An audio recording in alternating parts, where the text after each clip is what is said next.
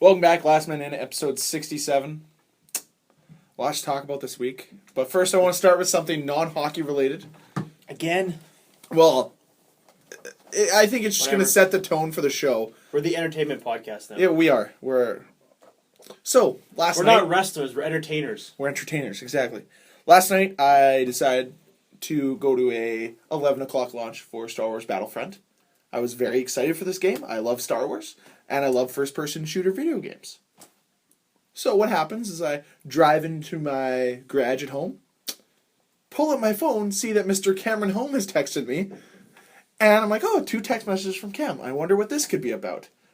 Open them. He says, I could use some of your sage advice. I'm like, oh, maybe Cam's thinking about changing his work, or, he's got girl problems. Maybe there's some big event in his life.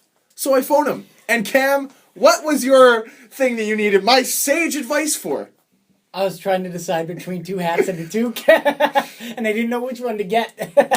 And I got neither of them. I got neither. And I went to 4 different people for this advice. So Greg's advice obviously was not very good. No one's advice was good, because everyone gave me a different answer. What was the question? Should I get a Minnesota Twins hat, yep, a Milwaukee Brewers hat, yep, or a Minnesota Vikings toque? But I already have a Vikings toque. Oh. See, I was going to say Vikings toque until you said you already had it. Don't you have a Twins hat, though? I don't know. I gave that to Greg, because you were there when I bought... Dan was there when I bought my very first fitted hat. That's true. Whoa. What does the Brewers hat look like? Shout out one time. Exactly. It's blue, and there's an M and a B, but it makes a baseball glove. What color? Blue. Like Bombers, blue, but retro blue. The MB. What color is the MB? Blue. Outlined with yellow. It's I've seen those. Get that. That's awesome. Get that one? Yeah. Or a Twins hat that it has an M on it. Ow. I got neither. Twins hats are nice, but I've seen the Brewers hat. It's very nice. My Brewers hat is nice too. I like my Brewers I actually returned that hat that you're wearing right now. Dan's wearing one of the new on-field snapback hats. So you sell the to me. NFL. So you make a sale and then you get rid of yours. Thanks. I didn't like it that much. No, yours looks good. See, I don't wear snapbacks that often. And when I do, I never wear snapbacks. You sold me on it. But it's so comfy, is it not? Like, mine is comfy. It was super uncomfy until I got my hair cut. Now it's really comfy. Yeah, exactly. It's a snapback. It's adjustable, right? I know, but it just looks weird. Okay. Well, my snapback, my Jets snapback, is missing 2 of the things. That's because you got a big head. No, it's because I got it for free off Cam, and Cam terrorized it before. No, I didn't. It was brand new when he gave it. No, it wasn't. Shut up. No, because this was already starting to break. No, it was. Yes, it was. I'm going to take Cam's word on this one. Everybody. Bullshit. Everybody sitting in this room right now is connected through their hats via me. Touche. Kind of weird. I was just going to say, on your Star Wars Battlefront thing, how was the game so far? I wish I could tell you. You don't know? I don't know. 3 fucking hours of servers yesterday trying to play. On your first isn't it first or third, depending on what you want to do? Yeah, it's first or third, depending on what you want to do. Okay. Yeah. You can play both. Did they launch the game purposely a month before the movie came out? I think that was on purpose. I think that was on purpose. Probably. Marketing build more hype. Yeah. But let's step away from video games because I could literally talk about it all day. I can too. Okay. Let's talk about something equally as just negative as bad servers. The Jets over the last 6 games have not been very, very good. They played a lot of games this week. Like a lot. Yeah. 4. Is that the max you could play in a week in the NHL? It's gotta be. Right? No, I think you can play 5 in a week. You can play 5. What? Yeah. Who gets a shaft and plays 5 2 games? back-to-backs, that's... If you do Monday... 4? No, if you do Monday, Wednesday... That's or 4 Monday, games in 5 days. Sorry, if you do And Monday, then 6. Tuesday... You could do Monday, Tuesday... Thursday, Friday, play Sunday. Thursday, Friday, Sunday, or Thursday, Saturday, Sunday. Or if you do the Friday, Saturday, then you could do Sunday, then Wednesday again. So 5 is the max. I don't think they would ever give teams... I don't think I've ever seen 5 games in a week, but they probably could. Dan, just rip off the Band-Aid! Dan's trying to discreetly pull open an airhead. That he chose not to share with Cam and I. That's what you get for not bringing me Slurpees. It's true, we've done that so many times. Don't do it. Whoa, we did it twice. Are you okay? I'm fine. It's everyone. Everyone's alive. I've got an airhead. I'm great. This is why. Life is good. This is why we need cameras on here, because that pen throw would have just. It went off the shoulder and then off the head for everyone. And now on the floor. So how did the Jets do? Who did they play? Where did we start? Um, Usually you Oh, Greg, we did it again last I think week. we did the podcast during the Minnesota game last week. Yeah. We did. Okay, well then we won't talk about that one. You know how I said I'm going to put stars beside the things let's talk about. One of the subjects we didn't cover again. Stop teasing. Okay. You're Shannon from teasing what we're talking about. Why? Because we never cover like a half of it. Notice how I didn't What was tease it? anything today? Yeah, don't tease it. What was it last week? I'm trying to think. I'll go You through. have it starred. My notes are right beside Okay, me. so the Jets Oh, played. Patrick Kane. We didn't talk about Patrick Kane. Oh.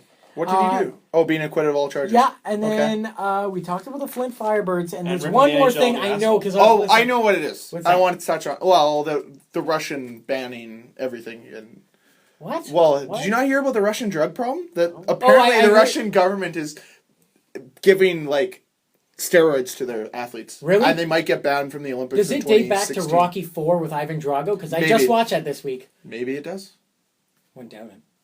Wait, so they give free steroids out? What they're saying allegedly is that yes, the Russian government is funding steroids going to their Why athletes. wouldn't you take them then? Totally. That's half the battle is finding them and paying for them.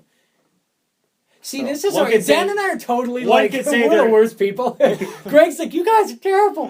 One could say they're Putin them in. Oh my! Oh no! Hey, you can't be Russian about it, okay? No, that was shitty. What's that one joke? It's like this one guy goes on an airplane and it's like there's one guy who's just to finish and the other guys are Russian, but they're all European. Like it's in waiting on the. You know what? One of my favorite things is when I'm playing video games. Why? Sorry. Wait, Whoa! You can't Inception the Inception. Are you? What? I are was you checking doing? the YouTube comments. Relax. Relax. Did you he check says. the email? One of my favorite is, when I'm playing video games. One of the terms is to rush. I'm not Russian, but I'm Russian. Oh, nice. Okay, you would know. Yeah. Go What ahead. is? I've read this on Reddit lately. Okay. Pleb. What is it? What is a pleb? Cameron, you're a pleb. PLEB. Yeah. Obviously, I know I'm a pleb. 'Cause You're I- a pleb. Well, what is I it play though? video You games. can't know what a pleb is if you. I keep saying like free the plebs. I play Free games. the plebs, and then when they get freed, it's like freedom. I'm quite the gamer. I've never heard of a pleb. Yeah, what is a I pleb? don't go on like Reddit, a though. like a Presbyterian or No. Is that like the 2015 oh no, that's a version of Noob? Presbyterian. I think that's basically Well, a what pleb it is. isn't that like a 18 or like way back in the day like a street bum Noob. essentially. A noob. I'm gonna say it's a noob, but 2009. I've never used that term. I normally just call people fucking assholes. But see, Wow, Greg just cuts to the noob bone. rolls off the tongue. Pleb sounds awful. That's stupid. Yeah. Oh, you're a pleb. You pleb. Okay, hockey. They put in the- Jets, they put go. in the No, effort to prepare you no, a I'm pleb. cutting you off. Jets, There's go. not much to talk Okay, about. the Jets lost to the Wild last week, 5-3. We talked about it. And then they went on down to the continuing the Central Wow. Division That battle. That was an awful sentence. That was some improv. Fuck it, we're doing it live. We're doing it live! Okay. They lost to the Stars 6-3. I thought they were in this game the whole time. Like, And then fell no, apart. sorry. They They were pretty in much it the were. whole time, and then, like, same thing with the Minnesota. The gates just opened. I'll tell you what happened in the Dallas game. Go. And maybe I'm just bitter. They were in the game. They called a horrible penalty on Buffalo with 4 minutes left, and Dallas scored a power play goal. Or did. Hold on. Or did Okay. Dufflin? Did Dustin Dufflin? Buffin do an Did undisciplined. Dufflin Did busted. Dustin Buffy Bustelin. Bustaflin. No, it was a bag. It was a pretty bag. It was pretty weak considering what they let go both ways. To call it at that time. And Dallas is just an offensive... Juggernaut. God. Their defense is still awful. But I know why they're winning. They don't need defense. John Klingberg is fifth in league scoring with 20 points. Yeah. Man, John Klingberg, Brendan Gallagher, and Their who was it? defensive Barkov have players... crazy deals. Like their Yeah. defensemen are talented offensively, but defensively they're still not the greatest. That's why they have. But like, their offense is scary. they Like, have a 1A and 1A2. It's goalie. terrifying. 1A2. It's terrifying to watch because you think they could score like 30 goals. It's scary. Well, any other? Did you watch this game to start? I haven't watched Jets in a while. Maybe that's a problem. I haven't watched. I've been so What was busy. the last game you watched? full Jets game I watched. No, great. Montreal. Oh, they got small. Wow, jeez, Yeah, mama. it's been a while. Okay, well they continued down the road to Nashville. Smashville. They gosh darn They it got happened. god darn. They got silly smashed Billy. in Smashville, and then 7-0. yeah, 7. and I thought This that was that a would, first for me. There was okay. I don't know. This game got pretty rough in the third period because the Jets were pissed off and yeah. whatever. But there was a play in the third period that I believe Mark Scheifele stepped over the blue line. They whistled down offside and just fired Yeah. the puck in the net really quickly. Yeah. So He kind of dipsy. everybody on the ice starts fighting. Pecorine comes after Mark Scheifele. They gave everybody on the ice a 2-minute penalty. Yeah. Everybody's in the penalty Matthias box. Ekholm was the Yeah. guy who got right in Scheifele's face. There was and he 12 guys in the all penalty he box. said was I've never score. seen everyone get a penalty at once. That was awesome. That's The hilarious. The Jets and Preds, they combined in that game for 156 penalties. And Penalty minutes, you mean? Penalty minute, PIMS. And Nashville dealt Winnipeg their worst loss since moving from Atlanta. Dan, That's true. what was that worst loss before that? It was in 2011 in in Jets? Atlanta. Was that the, Like the last- Toronto game? 9-2 or whatever. It says here, according to TSN, they were playing the Red Wings. Yeah. And they lost 7-1. Woo. But I'm just going to say. Wasn't that was Winnipeg though? That wasn't. It wasn't? Yeah. So then TSN Pretty sure. gosh darn goofed. I don't remember. No, that's. No, it says 2011 though. That's Jets That- year 1 though. No, That is 2011 could be. Jets. Oh, the the winter. Jets been at got the end smoked of by it. Detroit the first year they were. Yeah, but it was only like 5-1. No, 6-7. But no, what Greg's saying is it could have been at the end of the season because the NHL doesn't run like baseball; it's all in the same season. Right? True. Yeah. The one big thing that I think we can all take from this is over the 4-game stretch. That's the Wild game all the way to the Blues game. They've scored 8 goals to their opponents. What? They scored 10. They have the 3rd worst goals against in the league. In right this- now. That's what are you saying? 10. Okay. 3 plus 3 plus 2. No, okay. Dating back. Okay, They and then scored 8 goals in the last they went 4 to the games. Blues 8 and lost goals 3 in the last 4 games. Okay, but 2 in a game, which isn't terrible, In this but- losing streak, they've been outscored 26-10, almost 3-1. But I tried going I looked. 10 goals in or You can't always blame. 10 goals in 4 games isn't terrible. 26 goals in 4 games is awful. You can't blame. I'm not even looking at goaltenders. I'm looking at the defensemen right now. They are playing atrocious right The whole now. team's playing it. Okay, false alarm. Last night they played very well and they could have won that game Yeah. easily. But up until last night, the whole team was playing awful. I think the problem Oh, last night in the St. Louis God. game, from what I've heard, what I've seen, what I've read, is they just couldn't buy a bounce. And all it's going to take for this team, they're in a 6-game losing streak right now. What it's going to take this team is it's going to take a couple bounces to go in and then start letting them feel good about themselves again. But they're not getting a lot of scoring. They're getting okay, but the defense has been just atrocious. 3rd worst defensive team in the league right now in terms of goals against. Yeah. Calgary and Columbus are the only 2 teams that are worse. I heard they're on the radio today. And you know what? We don't even have to talk about penalties because I went through the games and the Jets and their opponents are actually taking the Jets maybe have 3 or 4 penalties more over this stretch. It's So not as bad. no, yeah. the games are rough, but it's like they're both The both Jets getting haven't- taken. but So last year the Jets played a physical, rough defensive style, and they haven't been playing that this year, and it's not working. Whatever they're doing is not working. The other thing too is I think that there are a lot of them are gripping their sticks tighter. It's a lot of less. they're worried about confident. making mistakes. Exactly. And I think they just need to wake up. What happens when you're in a losing streak is it's very tough to regain your confidence. It is very tough to do it. But what it takes is some grimy shit to go your way, just ugly goals, ugly wins, and once you get that one, it just starts to build in the room. And right now, there are a group of guys that are down a little bit. That Montreal loss, I think, really has tumbled into what we've seen now. But I think over the long term, this is a team that can get over this, and it's a team that can get hot and be very, very good and very, very scary once they get over this hump. I think one of the biggest things Maurice has to do is shuffle the lines in a different manner than what he's done this year. Mix it up. Maybe send a couple guys down and bring a couple guys up just to shake it up to see if someone's going to put that effort out there. A debate, they sat Nick Patan for Anthony Peluso yesterday. Yeah.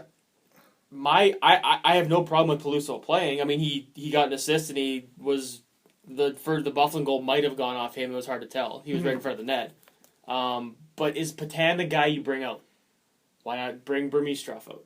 Why not bring someone else out? I have no problem with Peluso going in, but I don't think Patan's the guy that should be pulled necessarily. I don't think Burmistrov hasn't shown me anything that proves to me that he deserves that spot more than Patan does. The other thing too is one of the this is a very biased opinion here, but one of the guys that is doing a lot of work. I call him a hot player right now, but he's playing well. Is Peter Holland on the Toronto Maple Leafs, who are playing really good hockey right now. He was sat. He was scratched for a game. For a couple games. And that resonated in his head, and he went out and he worked harder for it. And maybe that's what they've got to do with some of these guys, is sit them down and say, you're not playing well enough right now. We need you to be better. And a couple games in the press box changes your viewpoint and really speaks to you as a player, because it gives you time to dwell on what you're doing. And it also gives you a different perspective, because when you're sitting there, you'll see things and be like, oh, I do that. Maybe I can do it this way instead. Exactly. Well, and hopefully Jacob Trouba had one of his turnaround moments last night. He got a pretty good scrap with Troy Brouwer, and he held his own very well. And hopefully that's a bit of a turnaround for him, because he's been a little shaky this year. Somebody made a good point. Was it you that brought this up to me? I can't remember if it was you that brought this up to me or someone else did. But we've talked about it on this podcast. We've talked about how we think he could be a future Norris Trophy winner. But what if what we're seeing from him this year and what we've seen from his past years is all that he is? Is he's a mediocre defenseman at best? Who are we talking about? Jacob Trouba. Oh, okay. I mean, it's possible, but he's 21. Yeah, no, I know. But like, what if this is what it's he too is? early to say he's regressing. There's no. It's. But what I'm just saying, for argument's sake, what if this is all he is? Well. And I'm not for or against this argument. I might have brought this up, but just to add to it is the reason people love Jacob Trouba here, obviously, is because when he came in, when we drafted him, we didn't expect him to be on the team 2 years later. We thought he was going to be on the team like this season. Later. This season. He was on there a year later. Oh, a year later.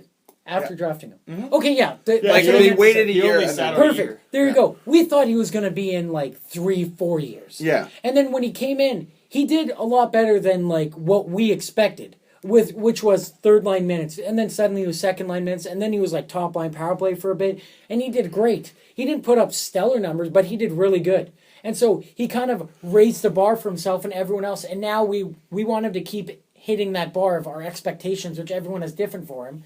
But with Jacob Trouba, he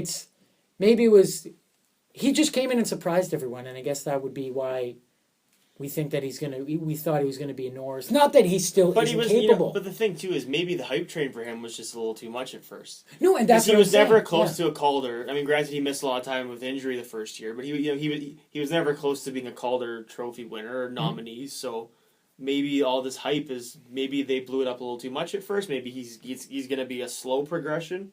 Maybe he won't ever get to the level they thought he would. I think he will. I think he's talented enough to. But, it's... I think he's a guy that would benefit from a scratch in a Trouba? game. I just think that it would reset his mind a little bit, because he's a damn good hockey player, and he has the ability to be a damn good hockey player. And sometimes you just take these guys and you give them that scratch. Ovechkin got scratched like 2 weeks ago because he was late. Yeah. And so Bertrand said, "Nope, you're not better than anyone here." Yeah, exactly. And we're not saying that Trouba isn't better than everyone. It's just a check your mind here. Like, maybe take a step back for a moment. Yep. Mm-hmm. Yep. And maybe it's an opportunity. It's not a bad thing. Yeah. Maybe it's an opportunity for them to say, we're going to sit on you, because we're going to sit you, we're going to scratch you, because you're our investment for the future. Yeah. We want you to be the guy in the future, so they want to plant that seed in him early, that they want him to be as good as he can, so whatever he's fighting right now, they need to deal with. There's nothing, I don't think there's anything wrong with it at all. I can point to two guys on the team that I would say I have a hard time criticizing anything they've done this year, and that's Blake Wheeler and Brian Little. Those two guys have been busting their ass every game. They're both in top 10 scoring in the league. Yeah. Yeah, Blake Wheeler's fourth, Little's seventh or eighth. Yeah, with 18 points, and Wheeler's with 20. Yeah. Those two guys that's their two best players. It is. Yeah. It has been for the last several years, and it's everything, because those are the guys that all year, no matter how bad of a slump they're in, those guys are busting there, and those guys are dangerous when they're on the ice, even if the game's 7-0. Yeah. You said that Klingberg and who else had really good deals? Klingberg, Nick Bukestad, and Brendan Gallagher. And I'm going to put Brian Little in that as well. I think that Brian Little is more than worth the money he's. Fantastic. And also, if you look at these guys, we want them to do what they're doing now because they're both in their prime. Like they're both now in their prime. Both those, they're both 60 to 70 point players making way less than what a 60, 70 point player makes now. How much is Little's 4.5. So and Wheeler's 5.75. Blake Little. Blake Wheeler. There you go. Wheeler. They've mixed together. Brian Little is making as much as Tyler Bozak. Let that sink in for a second here. He's making as much as Matt Bolesky. He is only making $250,000 more than Justin Abdelkader. Yeah, we'll talk about that. We'll talk about that. We gotta get that. We can throw some other ones. Blake Wheeler's making as much as Brandon Dubinsky. That's a joke. You do not insult the man from Columbus. He is a hero. They're already insulted enough, okay? Exactly. You don't kick when they're Fun fact, though, Wheeler was, as of, not now, but I checked 2 games ago, he was on pace for 97 points. Well, you know what I'd like to see from Blake Wheeler, if I could? Which, for the Jets, they haven't had someone that high in points since Kovalchuk. I'm going to set the mark for Blake Wheeler at, I'm already impressed with him anyways. I think he does a great job, but 70 points. 70 plus, I will be excited. I'm on the same page as you. I think any Jet... Because if he can keep a pace of 70 points on the way the Jets are playing now, well, good on you. His career high is 69 2 years ago. I'd love to see him get over 80. Yeah, a point a game would be amazing. I would love to. Very rare in this day's NHL because scoring is down, guys. Let's all freak out because scoring's down. Yeah. Fuck. God. Is it really, though? Because Patrick Kane's got 28 points through 20 games. I saw some words. He's unbelievable. Blake Wheeler's still better than a point a game this year. Well, I looked into some weird suggestions for how people could fix the scoring problem, as we touched on. I'm only going to say one because that's basically the rabbit hole I went on. And I'm like, wow, someone said this. The team, once the team is losing, whoever the losing team is, all the faceoffs happen in their attack zone until the game is tied. And then it goes back to neutral. And then when they're scored, attack zone again. So whoever's losing... What the fuck is that? Are you serious? So whoever is losing, the faceoffs go in their end. In the other team zone. So you're in the attack zone. The whole time. Until it's tied, and then it's equal again. No matter what the call is. Yep. You know what would be better than that? Just throw the rulebook out the window. No, you know what would be better than that? Just bring back what they brought in. We've talked about this on the podcast. Have a full 2-minute power play. You get a penalty, serve all of it. I bet your ass goals are going up because Ovi's potting a hattie in 2 minutes. Cover the top right hash mark. That's not a bad idea. Make penalties fully servable. Yeah, bring it back. They used to do that back in the day. It sounds like goalies are really on board for making the equipment smaller. A lot of them are saying they're on board. Their biggest issue is they're okay with making it smaller.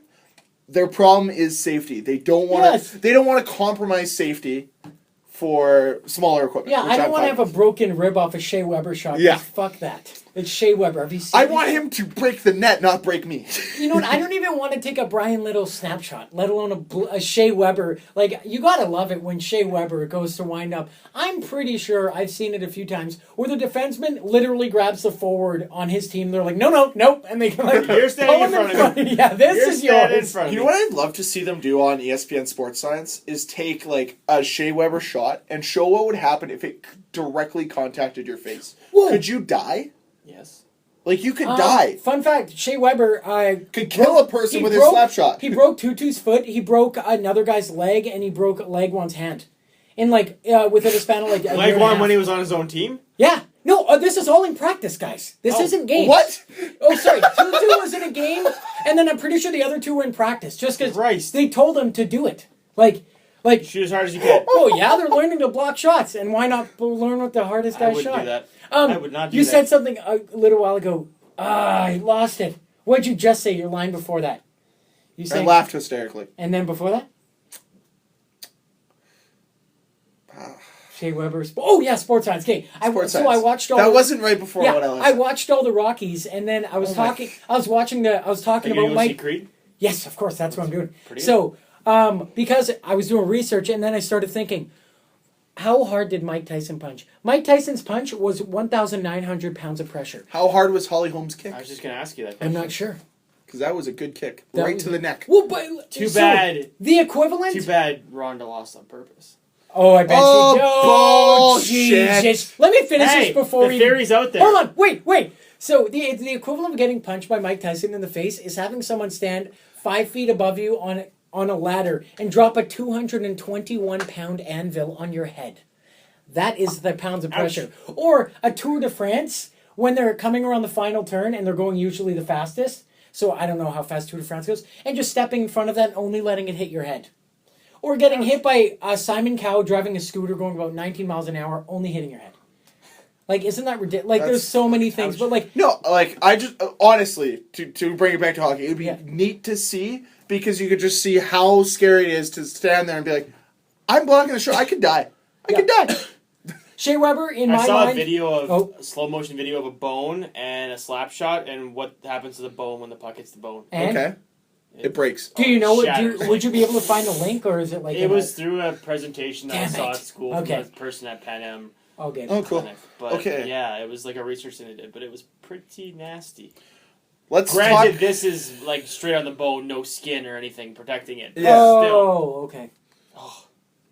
Let's talk about that Ronda Rousey thing. Yeah, totally. When the podcast is over, they don't need to hear about it. 'Cause All I we're want to hockey. say is theory. I I have can't a theory. confirm or deny that I am related to this lady. I haven't looked Really? into it. We have the same last name, so I mean... I thought she was from true. Iceland, and I saw that. I almost made a bet on it, and then I'm like, let's make it a farmer's bet. And my friend's like, she's from New Mexico, and I'm like, people from home aren't New Mexico. That's stupid. And then I typed in Holly Holm. New Mexico. No shit, New Mexico. Yeah. And I was like, see, and that's why we have the internet, because you're totally right, and I was not right.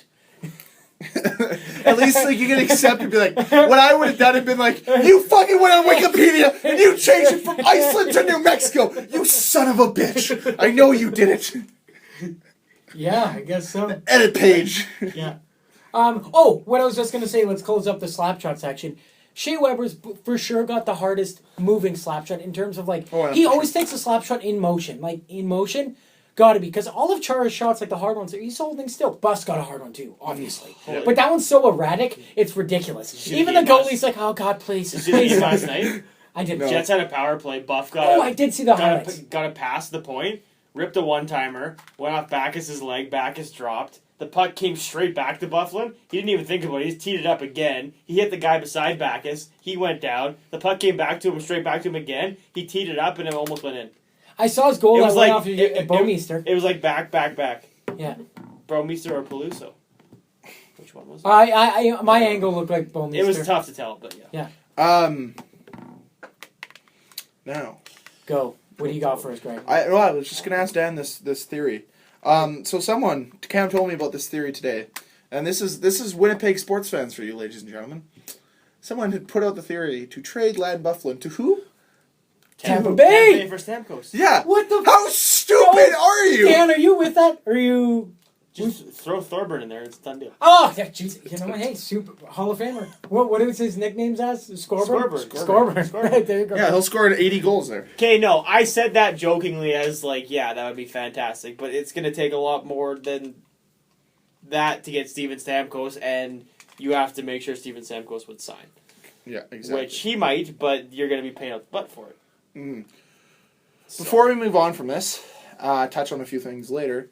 How did the Jets get out of the slump of 6 straight losses? win what's the tomorrow biggest against Vancouver. Who's At also home. a slumping At team. home. Who's also a slumping team. Is that a weight off your shoulders you win against I Vancouver? think so. The toughest part about watching them lose that stretch is that they're a better team than what they're playing. Exactly. They're for so sure. much better. It'd be different if they're like just we're in a weaker team and they just weren't good enough, but they are good enough, and that's what made it super frustrating. Oh, for sure. But the team I coach, that was the way they were today. Like, I just got back from a hockey game I not feel too like- long ago. Yeah. That's the I way feel they like played. they're on the verge of getting their game back, and when they do, they're gonna break through. And Yeah, they'll we be were fine. talking yeah. about that on the way here. They'll be fine. What I think they're would a do, team that can rip off, 15 and 20 or 16 and 20. And it's a little weird because they never went through a stretch like this last year, really. No, They but had this is the great. first 5 games of the year they were terrible, but then after that they were pretty consistent last year. So this is a little different. It's also November and people need to calm down and realize there's 60 games left. However, Cameron, what did you But- tell me on the way to today? The Jets have to go Oh, 650 win percentage to finish in the where same. they finished last year. Now, is that point percentage or win percentage?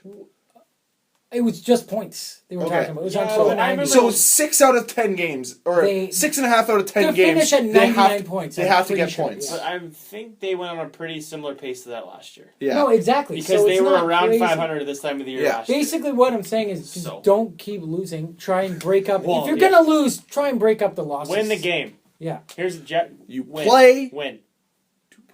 Please win the game. Now, another people are jumping around because obviously people go crazy when you lose. Is a lot of people thought maybe because they didn't make those or re-sign Stempniak and Toulouse and just kind of handing the spots to Kopp and Patan, it didn't create that much competition. And what Kopp and Patan should have done is earn their way onto the Jets, but now they're somehow playing their way into the AHL, which I do not believe because Kopp and Burmistrov, from what I've noticed on Twitter following the games when I wasn't watching them, is that they're the guys trying the hardest all the time, or one of, apart from Wheeler and Little. Dan, you would know. You watch a game. No, so yeah. If you have feedback, go ahead. No, go ahead. Finish I your think- thing. No, that's Oh yeah, no. I think people are realizing that youth does not necessarily equal youth and skill does not equal success because That's right. clearly right now it doesn't. And I'd like to see. I don't Patan want to go say to they the were A. handed those spots, but they were pretty much handed Yeah. those spots. That fourth line center was given Andrew Kopp games 82 of last year. It was his spot. You can say whether signing guys and keeping guys, it's irrelevant. It's also an adjustment factor for all these guys, too. It is, right? too. You don't just... Not every player is like a Panarin or a Domi or a Duclair who come to the But NHL. Panarin's playing with But Kane and what I'm Taves, saying it's is total difference. not all these guys come up here and are studs right away. You gotta let them go through the growing pains. So yes, were those spots given to them? Probably were. But are the spots later on in their careers when they're earning third line, second line, first line minutes? That's not going to be earning. And it's better for them to learn now than try to go to that later. So many, especially in Winnipeg, so many sports fans, the second they start losing, season's over, it's That's not a done. sports It's fan. November. That's a Winnipeg fan. It's not a sports November. fan. Yes, they're on a slump. Does that mean they're going to miss the playoffs? No. Could they? Sure. They might never have been good enough to make the playoffs to begin with. Yeah, you don't want But it. a But full- that's Dan, that's common sense. People in Winnipeg don't have A common 5-game sense. slide in November. Calgary lost 10 games in a row in January last year. Guess what they did? Made the playoffs. Made the second round. This is a rallying point. This is something where a team can use this and say, this is not how we are. We got to show who we are and how we're going to do it. And Paul Maurice is the right guy to bring them from that. And to show a lot of people that last year wasn't an anomaly, that they can make the playoffs, be a consistent playoff team. He was even named to be assistant coach of Team Europe. Yes, he for was. World Cup, which is pretty awesome. Head coach being Todd McClellan. Yeah. And the GM being Miroslav Satan. One problem, or Shatan. Yes. one issue that I guess Jets fans, Not Ladislav? lots of Jets fans have the issue with every time they have to shuffle the lineup or bring a guy in, it's Chris Thorburn moving up to the third line and Peluso playing on the fourth line, and they say it means we have no depth. Why are these guys on the team? Yada yada yada. Well, maybe if you keep a guy like Stepniak, maybe if you bring up Halischuk, maybe Bring a guy with some experience. some guy that's experienced. Stepniak's doing pretty well in New Jersey right now. That team's doing pretty well. You know You who know was the doing thing great? about Thorburn is But every time you bring him up, he brings effort. The guy doesn't take a game off. 100%. And that's what you need. You need that culture in everyone. So that's And why I'm okay with him. he's a yes man. He never says when he's suddenly say he's on the power play unit or even second line, third line, and then they bump him back down to the fourth where he is. He just says okay, and he just does it again. Maybe, and you know what, people will disagree with me, and you guys might too, but if you're going to tell me, if I have the choice of who I want on my fourth line, and this is not going by skill, I would put Anthony Peluso and Chris Thorburn on that fourth line together. I would not have Nick Patan on that line. If that means he's in the AHL, that's fine, because I think what you need from that line, those two guys bring. I don't think Patan brings that. He's too talented to be in that position. He deserves to be in a much higher position than that. But I think because it's clear when they play St. Louis, Burmy and Kopp and those guys, they're getting thrown around left, right, and center. And people complain that they put Peluso in. Well, he got you a goal last night, and he throws the body around, and the other team backs off when he's on the ice. You know who? People take note when he's And out you there. know what? Is he the most talented player in the world? No. But he's still better than people give him credit for. And he knows his role. He busts his ass, he hits everybody in sight, and he plays the game. And you know what? He's not gonna be a top player, but what's wrong with a guy in your fourth line that's gonna give you that effort every night? You know what's funny is you mentioned sending Patan to the A, which we are all, I think, in favor of. Which apparently, actually, Joel Army is just doing every time he's on the ice. He has a scoring opportunity.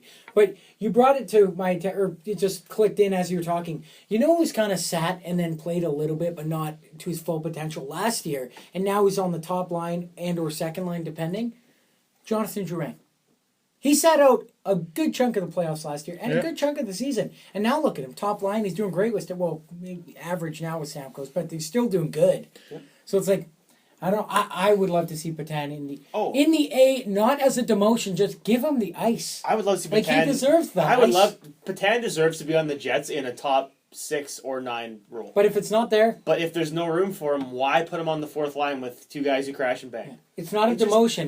It's a promotion to ice time, and you're going to have to play a bigger role. It's not saying Anthony Palouse was a better hockey player. He's not. It's saying, that's what that role... That's what they need there. Maybe not during... It's clear, like, when they play the smaller teams, it's not as much of an issue, but come playoff time...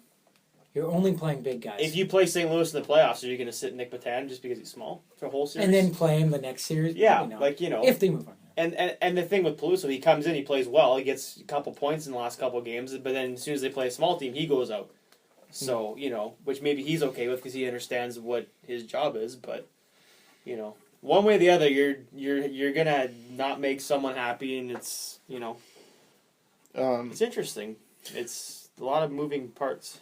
Hockey is a very fascinating game with a lot of moving parts. Yep. We'll progress into mailbag now, but I'll leave you guys with this one last point that is more for the lighter side. I was surfing through Instagram and Twitter on Saturday, and at this point it was 4-0.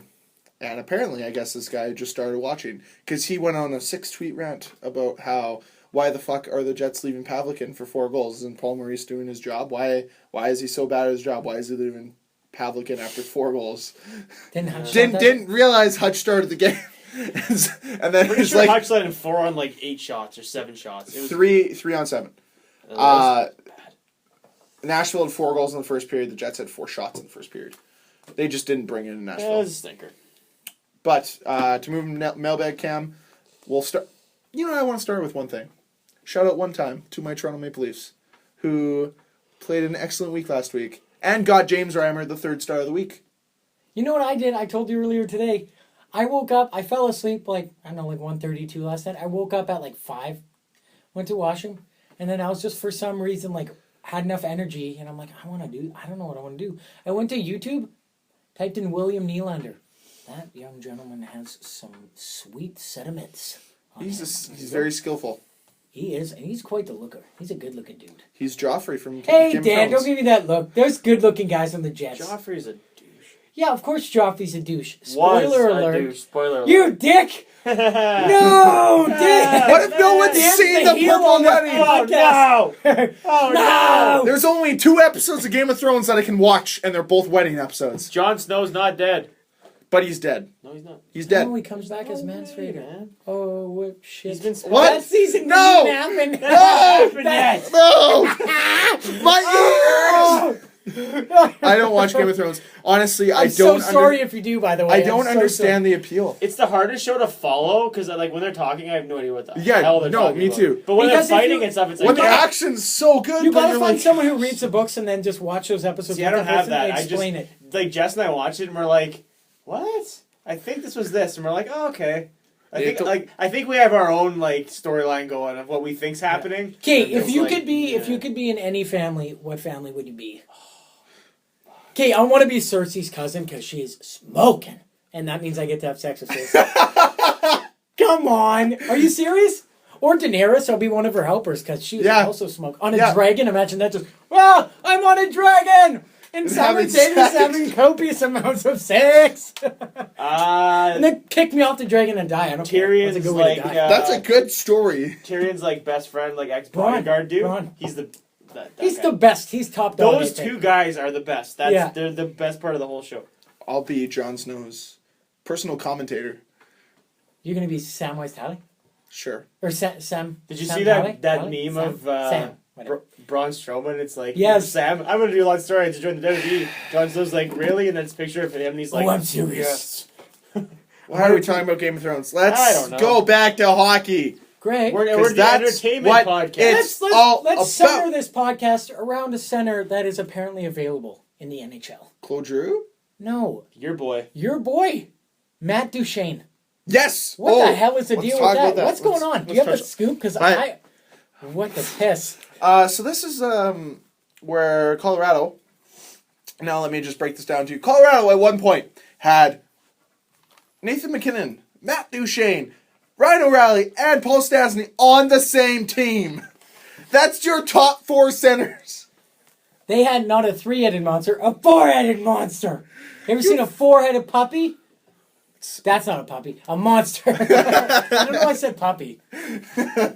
No, this is And now a they're desperate down to who? Who's left? for teams. Or no, who's left of those 4 guys on the team? Oh, Nathan MacKinnon, Matt Duchene. And they're thinking about getting rid of Matt Duchene. What the piss? So, Matt Duchene's my favorite NHL hockey player. Why? Still don't know. I go back to when I graduated from high school, went to BP after, and the draft was on, and Matt Duchene was picked third overall. Third overall by the Colorado Avalanche. Behind Hedman? Behind Hedman and behind... Tavares. Yeah, it was Tavares and Hedman, then Kane. Then Duchene, then Kane. Yeah, then Duchene, then Kane. But... Or was it Kane, then Duchene? No, it was Doesn't Duchene. matter. Duchene, then Kane. That's what I thought. So Duchene you was like Matt Duchene? I like Matt Duchene. And he is apparently on the block because they see him as the easiest piece to move to get a defenseman because they're unsure if they can re-sign Tyson Barrie at the end of the year. And they don't really have any D in that system. Eric Johnson hasn't been doing the best. Even though they just locked Even though him they up. just Yeah. paid him big bucks. Varlamov, they're talking about moving as well as Red To O'Bara's. Calgary, nonetheless, As apparently. Red O'Bara's kind of moving in as that number one guy now. He's been playing well for them. They just lost 5-1 to the Leafs tonight. But Matt Duchene is one of those guys that is so fast. Like, has so much breakaway speed, has a ton of talent, but has never really been surrounded with a ton of skill. It seems that through Nathan MacKinnon's rookie year, Nathan MacKinnon was surrounded by guys like Landeskog and Ryan O'Reilly. I think that was his line. And I thought Matt Duchene always got the shaft when it came to that kind of stuff. He got to play with Joe McGinley, and Joe McGinley's a damn freaking good hockey player, but we can all be They're honest always here. a step behind, too. Exactly. We saw him last and year. Alex Tanguay. Yeah. That was his line. It's Alex Tanguay, Joe McGinley, Matt Duchene. How old's Matt Duchene? 24 years old. How old is Joe McGinley and Alex Tanguay? Old. 240 Yeah. years old Yeah. combined. No, and we saw it. Even when they were playing, they dropped the puck. They wait for Duchene to go into the entry zone. It's like, that's fine. He could be the guy. But he would literally have to, circle the net Yeah. by the time they got to, where the shooting position. He's and so then the D's fast. got him covered already. So, what are you going to do? So if you're looking to get a defenseman, then who are the suitors to take Duchene? Well, see, that's where I said Dustin. Toronto has some assets. I But I thought Winnipeg, but the thing is thought how you were do you going to move say people Dustin down? Byfuglien. No, I'm not going to say Dustin Buffalo. Well, no, but then again, even if that trade goes through, Do you want to who play gets the against shaft Byfuglien? on center? No, but who gets a shaft on center then? Do you move? Okay, the Little's only finally, well, not finally. Little's doing what he always does. Shifley. Shifley's progressing. What are you going to bump him to the third? Here's And the then- only theory that I have that could potentially work is you move, what's his face, Burmistrov down to the fourth line. Kopkos plays in the AHL. You have Duchene take up Perreault's spot. Perreault drops to the third line. And Or Duchene on the Play wing. with Lowry. Or You can move Scheifele. over. Little's a natural winger. This is true as You well. Slide Brian Little over to the wing. If you don't sign Andrew Ladd, you put Matt Duchene between Blake Wheeler and Brian Little. Good work. Just theoretically. But Theoretically. the But- word on the street is, and it's been confirmed, Colorado called Ottawa. Yeah. True. And So- they said, hey, we want one of your defensemen. But I think that who they're going to get is Like, they want Cowan. I think Cowan's not as good as Duchene, so they'll have to get something else. Cowan's nowhere near as good as Well, Duchene. that's Then- opinion. you You know can what I give mean? Mark Stewart, now you'd be getting a better defenseman. Weirkoch is also a guy that's getting his name tossed around there. For So, Duchene? Can we give them Postma for Duchene? well, then? it's tough. It's tough that's because a- you're... The money you got to look at too. But I'm just saying, It's- for like that talent level, like Weirkoch is one of their better defensemen, actually. He's pretty good D. And then the Weidman's coming along as well. Not Dennis. The other one. Yeah. But Matt Duchene, I think that they're going to jump the gun here a little too fast. Personal opinion, I would love if they traded him to Toronto for, Jake anyone. Gardner. Would you give up Gardner? Dion Phaneuf. Yeah, I bet you that could work. Money wise, But I Does don't it think work? I don't think they want to lock. I don't think from a Colorado perspective, I don't think they want to get a defenseman that's going to eat a ton of salary and a guy that they want a guy that they can mold and turn into their potential franchise defenseman or a guy that's good enough, right? Jake Gardner could work. Jake Gardner could work. Would you give Riley up not Matt even Du- talking about. Riley's not. Would you talking. give up Matt Duchene for a maybe? You can't give up Matt Duchene for a maybe. Like you have to get a maybe and a guarantee. Like a guarantee right now and a maybe. Like so you have to get Gardner and Van Riemsdyk. Or you'd have to get something Essentially, that's a a guarantee. deal that I could see happen would be like a Nick Leddy and a Calvin DeHaan. That would be the type of deal you want. You get two defensemen on the deal. You have a guy that's good right now and a guy that has the potential to be good in the future. Or do you look towards the Evander Kane trade as a blueprint? Pieces. Because they were third and fourth draft picks, very similar career stats. Duchene's actually got a little bit better stats. Yeah, I mean, something you can look- granted, Bogle went in on that So too. But then the question becomes: do you do a trade like Matt Duchene and Tyson Barrie for two defensemen and a forward? Because do they not want Barry? well, the thing is, they don't know if they can sign him at the end of the year. Is he gonna Because want they big also bucks? have to lock up McKinnon. Is he going to want big bucks? Probably. He's one of the best. He's Look what probably they top just 20 gave- in the league. Look what they just gave Eric Johnson. Eric Johnson is their steady he's Eddie, young, like though. two-way. You can give him a bridge. Tyson Barrie's their up. Could you bridge him? No, Why can't he's not on his rookie deal. How old is he? Barrie. Tyson Barrie's like 27. Really? Oh, Pretty wow. sure. I Yeah, thought he was young. Yeah, I guess. I'll check. Oh, No, but in the meantime, I'll check. I could be totally wrong. I thought he was super young. Continue on your thought. no, Cameron. it's really weird that you can go from having such like a promising forward depth and whatnot, but then totally Bad management. totally neglecting everything But else. look, they won the Western Conference 2 years ago, and they're the bottom of the Western Conference the last 2 years since. but That's back to bad yeah, management, right? Yeah, Okay, he's 24, that's what I thought. but he's currently on his bridge deal. Oh, Oh, jeez. how long has he played in the league for? Obviously, Must be 5 years. 5 years I now. didn't think he played in the league. For He's making 3.25 this year, or 3.2, whatever. I thought this So if he's getting 3.2, then Eric Johnson, how much did he get? 6 or something? year. I'll check. I'm checking General Manager right now. Perfect, right on. He got 6. Well, we're finding out right now, but either way, if I'm Tyson Barrie, yes, Eric Johnson is your guy right now, obviously, or will. He's be for the future. he's your pillar. on He's your defense. pillar. He's your Jacob Trouba on defense. In or ter- Mark yeah, Stewart, in terms but- of he can do it all. Not Not insanely well, but not very good. Not very good considering he was a first overall pick. Well, though. yeah, but Yikes. in retrospect, if Well, you take yeah. the first overall stigma away, he does everything pretty good. Oh, he's pretty good. Yeah. So, but then it's like Tyson Barrie, he plays D, but he plays O. But he puts real up a lot good. of. He put up what 60. He's your points power last play year? quarterback. He put up 60 points last year. There you go. And okay. And here's their other thought. Like Matt Duchene right now is making $6 million for the next 4 years, so this year included. So that's not a bad deal. I think they're really kicking themselves on that Carl Soderberg deal that they signed in the summertime. I know that we touched on that deal hurt them. But they have to sign Nathan McKinnon, Mikhail Grigorenko. Now, he'll probably just be a bridge deal nonetheless. So there's that to talk about. They have Francois Beauchemin? I totally forgot about that. And they signed him for 3 years at $13.5 million over 3 years. Like, Eric Johnson... Yeah, he's Holy getting 4.5 piss. a year. Guys, Whoa. you wonder why Dustin Bufflin wants $8 million? Eric Johnson's he'll getting get it paid. somewhere. Now you know why. Eric Johnson's going to get paid $6 million after next season. Ugh. Tyson Barrie's on a 2.6, and then he's an RFA. So yeah, maybe they can bridge him. No, because 2.6 would be non-bridgeable. Well, maybe they can still give him. Maybe they could still get away with giving him $4 or $5 million. They won't have to. This is his This is his next contract after his bridge. So this is like a Brian Little, Blake Wheeler deal that they got a few years ago. So maybe $5 million over 5 years, but you're still looking at locking case. So they locked Boschman up. They're locking 10.5, and then if they give another, they're locking $15 million in 3 defensemen, which isn't a ton of money, but that are all. Well, Tyson Bear's 25 next year. Oh, he'll be 25. Sorry, yeah. Boschman's older. Johnson's 29, I believe. So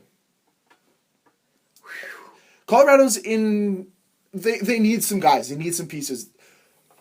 But their forwards, like if they get rid of Duchene, they still have to figure out who they're going to replace him with, because I'll list you. Are they really banking on Connor Bleakley to come up next year and just light it up? Or are they expecting Austin Matthews? No, who the hell did they draft last year?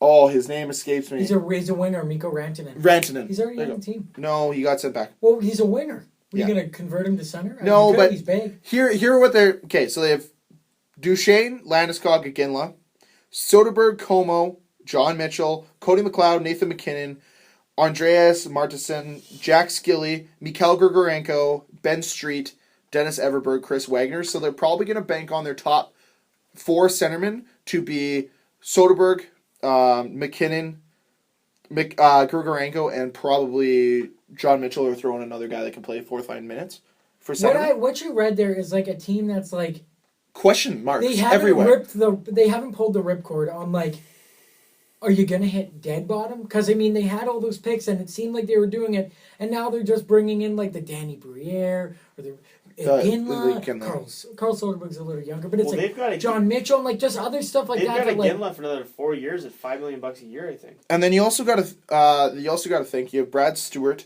who's making 3.6 for the next 2 years. He's luckily on IR, and they've got Semyon Varlamov locked up for a while. So they have bad contracts mixed in with Max Talbot retained a deal of $900,000. So, like, they have guys. They have Mikko Rantanen, Nikita Zadorov, Joey Hishin, who I love, Patrick Bordeleau, who's had time in the NHL. Okay, this is how I'm going to sum up the Colorado Avalanche. They have the pieces on the board. It's about finding how they fit in this puzzle that they call their team. So, and they also have Connor Bleakley. They have the pieces there. It's about how they're going to fit. So, trading Matt Duchene isn't necessarily hitting the panic button. It's them hitting another, let's shuffle these pieces around again and figure out the best. And see if it works. They're really, what they're doing is they're tossing the dice and hoping that it comes up Yahtzee. So you think they're talented enough to be a good team? I think they have a good enough sense of their direction, but you're going to have... Really, for some of these guys that are going to be coming up, you're going to have Gabriel Landeskog, Nathan McKinnon going through most of their prime with a mediocre at best team. And then you're going to get guys like Mikko Rantanen hitting their prime. You know who's doing that right now? Boston. And Philadelphia Flyers. Yeah. With Giroux and Voracek. Mm-hmm. They're going through their prime. Granted, there's some bumps and hiccups, but surrounded by completely average players. Has Voracek scored a goal yet? He did. Yeah. He got the game winner the other night. So... Nice. You have any closing words on Matt Duchene? Does he get moved? I think he does. He does. Okay. I thought he was. Deadline deal. I thought he was going to get moved after they drafted McKinnon. Anyways, I thought they were going to keep. They were going to go McKinnon, O'Reilly, and I thought they were actually going to keep O'Reilly over Duchene. And me and you had this discussion. Just by the way they were using him, it looked like they had parted ways already. Yeah. So, I think Matt Duchene going to a place like Florida to play with some of the guys there. On the other way going back, you could get like a good Branson. You could find something that's down there that's usable. I think Matt Duchene's a great second-line center. I think he has the potential to be a good first-line center. He just needs to be put in the right position to succeed. And he hasn't been given that shot in Colorado. So I would like to see him move because he's my favorite player. Even though I love the Colorado Avalanche. They're my third favorite team. I would not mind. What's the one team you don't want him to go to? Boston. But Boston wouldn't do that deal. No team in the Central. They will not trade him to a team in the Central. I can I'd almost be guarantee. surprised if I- they've traded I him don't with the think- West, period. I don't Exactly, think any me too. team in the Central would give up what they want to get for him either. Yeah. Like if they want Dustin Bufflin as the Jets, do you want to play against Dustin Bufflin 5 times No, a year? exactly. No, you don't. And that's exactly even like the Dougie Hamilton deal, how it came out of nowhere. The, who was the GM? Who's the current GM of Boston? I can't remember his name. Sweeney, Don Sweeney. Don Sweeney. Don Sweeney said, yeah, they were talking to Western, like, they obviously... Exclusively Western teams, because there was rumors that a few Eastern GMs, like, went up to Elliot Friedman and a couple reporters and were like, are you fucking serious? How come we didn't know about this? And then they go and talk to Sweeney after the deal's done already, and he's like, no, yeah, we don't want to play against him 5-6 times a year, so we exclusively talk to Western teams. Yep. Of course, don't deal with the issue. Okay, question. This is the last thing we'll talk about on the Matt Duchene thing, but do you think Colorado could place this in a fact of, say, we'll give you our first and Matt Duchene for Noah Hannafin, or is that too much? I think Carolina's invested. They wouldn't have drafted Hannafin if they didn't already see him being their guy. With Murphy. He just scored his first NHL goal. Good for him. Murphy's out with a concussion now too, so Hannafin's going to get more time. Too much because Carolina's in the same boat defensively, if not worse.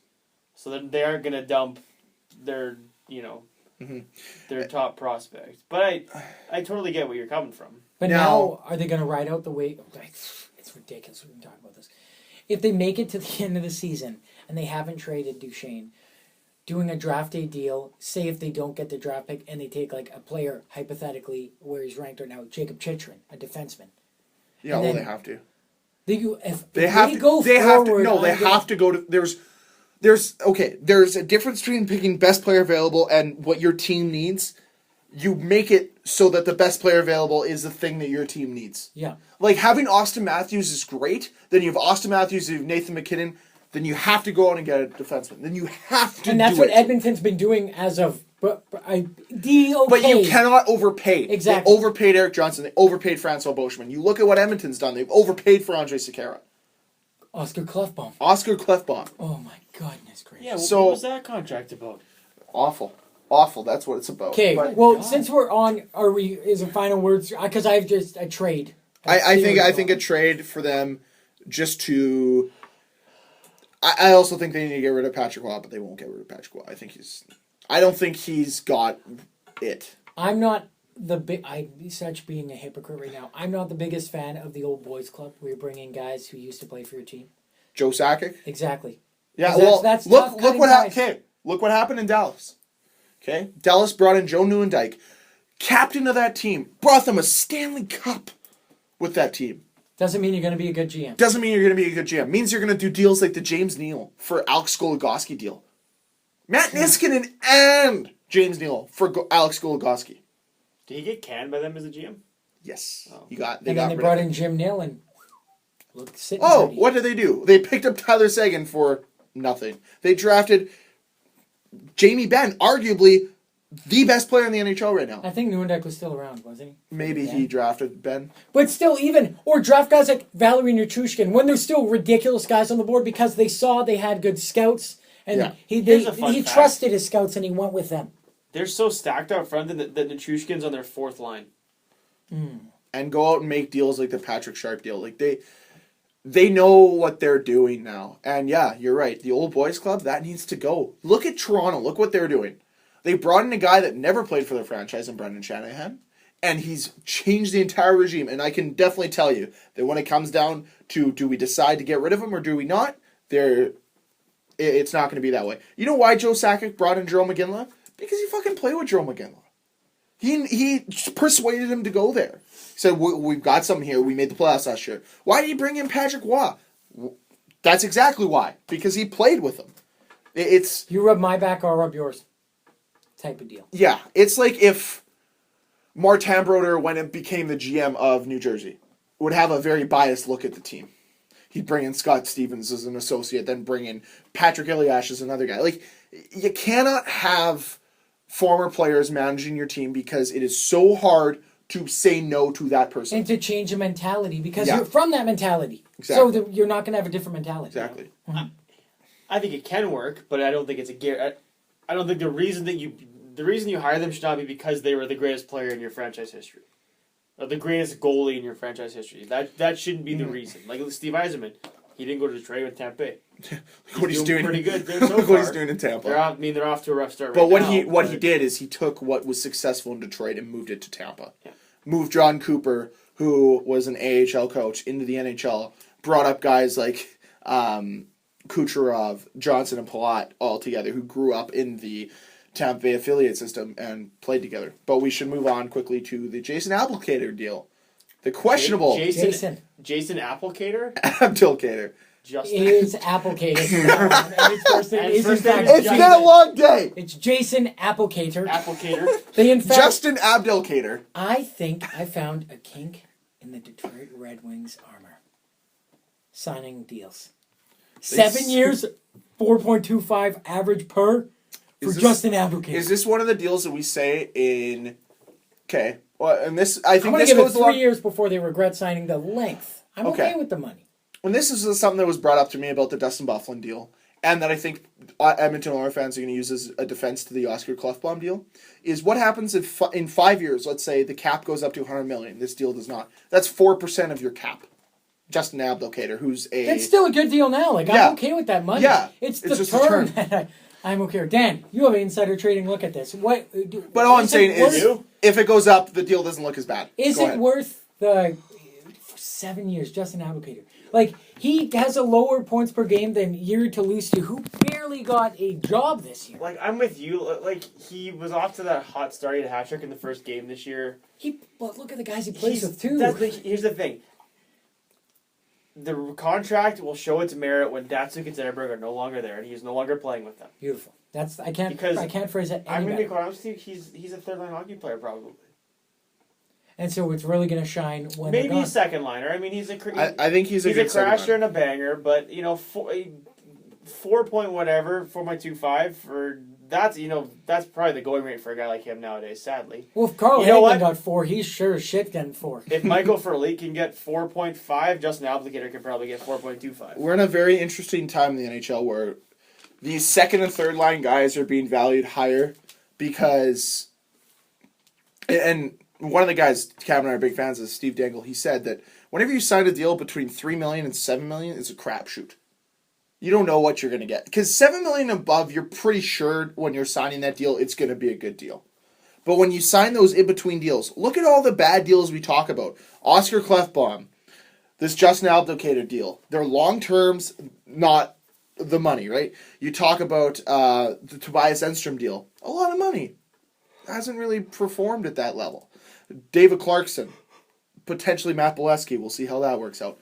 But, yeah. And now it's a very big gamble. And now you know why guys like Andrew Ladd are asking for $6-7 million.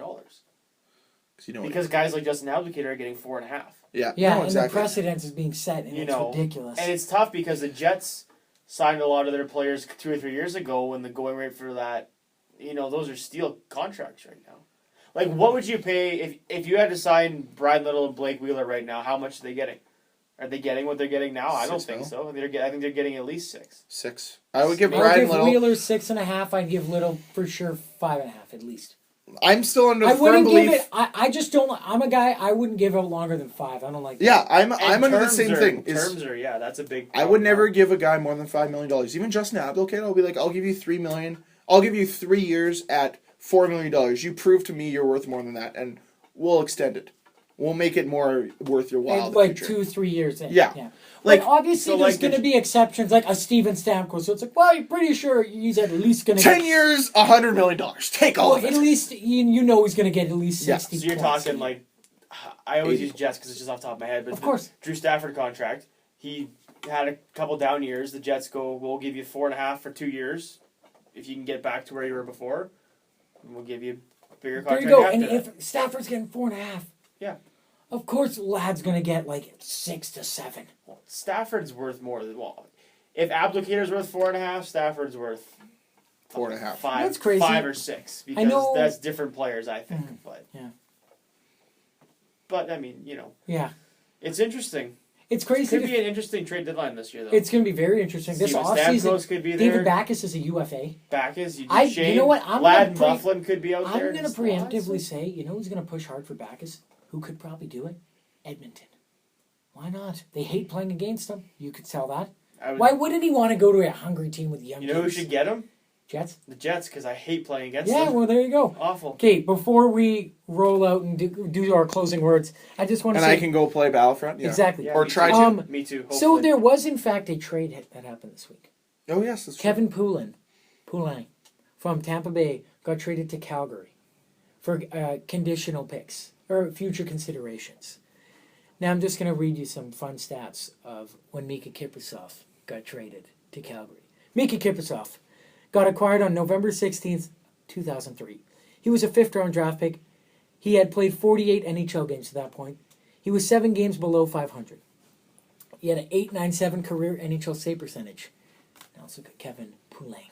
Acquired November 12th, 2016. Fifth-round draft pick. 50 NHL games played. 7 games below 500. .899 career NHL save percentage. Calgary found a goalie of the future. Kevin Poulin. It's happening, guys. Oh, my God. It's all happening. And how many cups did Mika Kiprusoff win for Calgary? You could fuck yourself, Greg. That goal was in and you know it. I know it was Dan, in. how do you feel about that goal? Dan would have been a millionaire. Or at least 1,000-aire. What if you would have won? 100-air. 100-aire. 100-aire when you're that young is like millions. That's a here's lot the of story. Yu-Gi-Oh Here's the cards. story. My dad and I were in a playoff pool that year where for every series, at the beginning of each round, you picked who would win each game and who would score the game-winning goal in each game. We picked Calgary to win the Stanley Cup in 6 games. And guess who was going to score the game-winning goal? Martin Jelena. Martin Jelena. Guess who scored the fucking goal he didn't count in Game 6? In! That was bullshit! Oh. Cameron, just so everyone listening knows, who were you cheering for that day? The goal? Oh, I was cheering for Tampa. Yeah. But I know that was a fucking goal. Like, when that went in, I was like, fuck, I'm going to hear about it from my friends forever.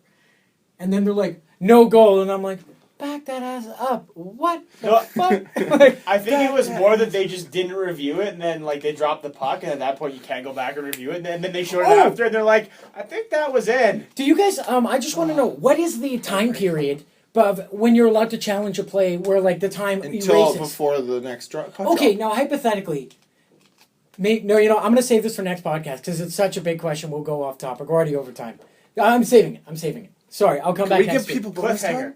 Cliffhanger. It'll be. I just want to know. So it's until the next. And with the stoppage of play, you can challenge it, and then they put the time back on. Yeah. Because I just want to say, let's talk about next podcast. Hypothetically, this will be the question I'll ask you next podcast.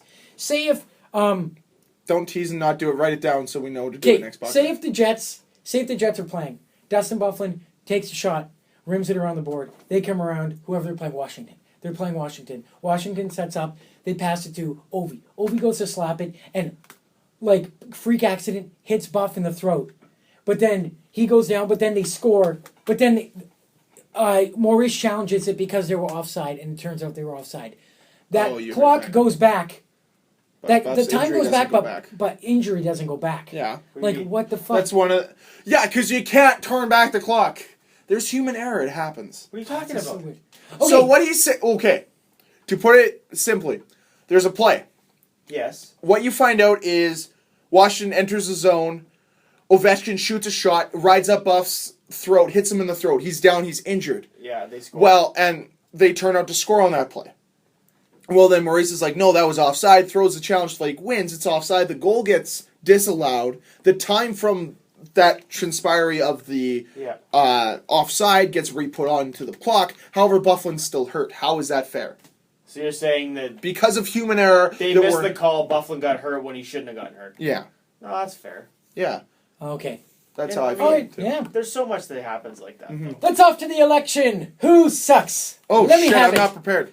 Come on. Oh, Austin Matthews has been ailing with a back injury for the last couple days now. So Well, he's putting the entire team, and he's he's used to putting like the league younger. on his back. He's used to younger people. Like these are a lot of full-grown men, so yeah, it hurts his back a little. Yeah, I guess so. I'm picking it up here. Sorry. It's okay. It's all good. Yeah, we thank you guys for listening to this debacle. Hey, have you guys ever heard that one song by that guy? It's like, and the birds and the bees and... Oh, wait. Little boy blue and the man Cats in in the the moon. Cradle. Cats in the moon. Yeah, I know what song you're saying. We'll get together, man. It's so good. Don't throw my notes. No! You're bending my book. Don't get That's what I think of creases you. in it. It doesn't work, Dan. You go. My phone's not letting How me do it. dare you? It didn't let me. Dan, connect to get it. Wi-Fi. We're running a professional Dan! podcast. We're It's terrible. professionals. We make no money. Okay, wait, no. We'd like to thank our sponsor, Pizza Hotline. We're not really sponsored by Pizza Hotline, but 222-2222. Great pizza, great price. In 26th overall, Colorado. Woo. In 27th overall, Carolina. This is really underwhelming. 28th, Columbus. Woo! Ooh, that's changed. And then 29th and 30th, the Alberta brothers. Calgary Really? 29th Shut and the hell Edmonton up. and 30th. What? No! No! Ah! That's worse than Anaheim. So once again, Edmonton is dead last in the whole league.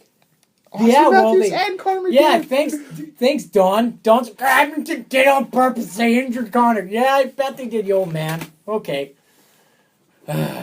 Closing words. How do you feel? How does that make you feel? I quit sports if they get Connor McDavid and Austin Matthews. I quit. I give up. I Perfect. give up. Dan, your closing words? Well, And Taylor Hall and Jordan Eberle. And Ryan Nugent-Hopkins. And Neil Yakupov. Yakupov. Neil Yehupov. Yakupov. Neil Yehupov. Yakupov. Dan, closing words. That's a word. know. That's a side. We're done. Check us out, I Last have Minute live- Podcast on Twitter, Well, actually, YouTube. I had something. We don't have a Facebook. We're on Facebook. Does anybody use Facebook? I had something I We're wanted above to Facebook. throw in. If we, You know what? We should upload this using Netscape Navigator. Only the realist OGs will remember what Netscape Navigator is. I remember that. Yeah, Well, exactly. I have a parting gift. Oh, Live it's- audio from a conversation that went on between Todd McClellan and Is it just a John the GM for Edmonton. Who was his name? Well, I don't know. Let Peter us have Chiarelli? it. We got to roll, Dan. This was the argument when Todd McClellan suggested that they win this year.